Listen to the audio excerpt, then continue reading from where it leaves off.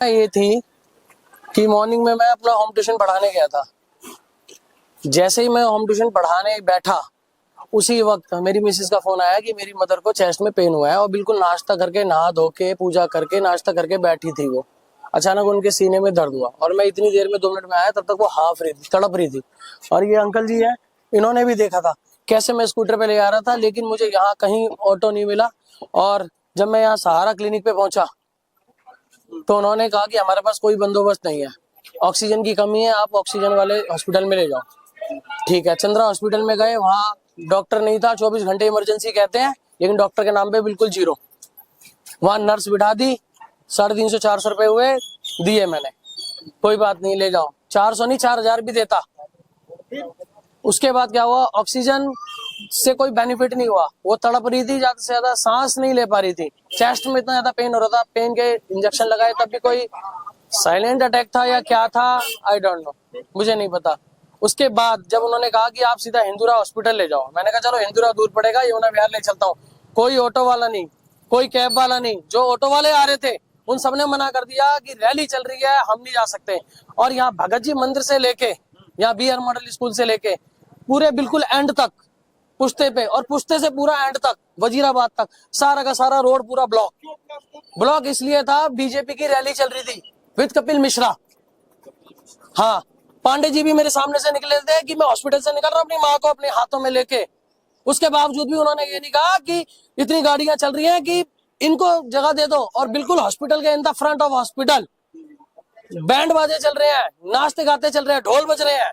कार्यकर्ता ने, हाँ, किसी ने नहीं बोला कि हाँ पुश्ते तक ले जाओ, गाड़ी मिल जाएगी। अरे पुश्ते तक तो तब लेके जाऊंगा ना जब आप लोग जगह दोगे वहां पर।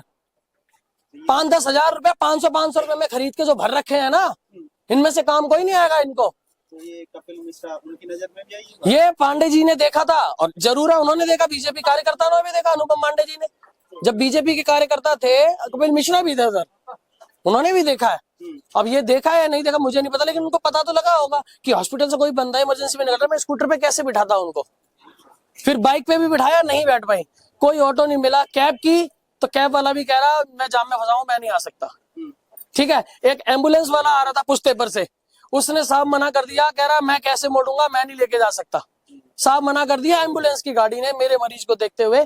फिर एक सज्जन आदमी ने, जो चैंपियन ग्रीन कलर का चैंपियन होता है कमर्शियल व्हीकल, उस पर सारा सामान भरा हुआ था, फिर उन्होंने बिठाया, मेरी मामी बैठी, मेरी मिसेस बैठी, दोनों। उसके बावजूद भी मेरी मदर को उसमें जगह नहीं मिल पाई, और जितनी देर में वो ऑटो मुड़ा उतनी देर में ही उनका काम तमाम हो गया था। समय पे अस्पताल कैसे पहुंचती, 1.5 घंटा लगा मुझे पहुंचने में। 11:30 बजे निकला और इन द 1 बजे मैं पहुंचा हूँ वहां।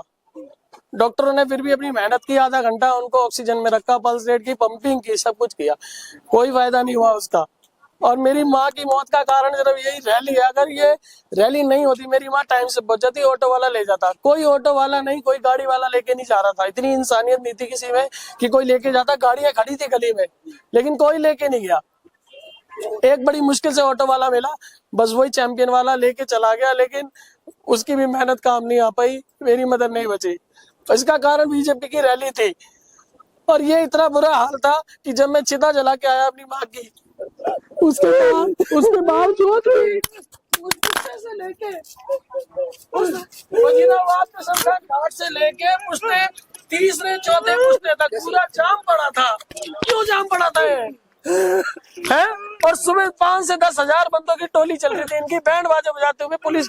और मतलब ये कहाँ का कानून है कि हॉस्पिटल के सामने बैंड बजाते हुए जा रहे हो? अरे अंदर के हॉस्पिटल में कोई वो नहीं होता मरीज।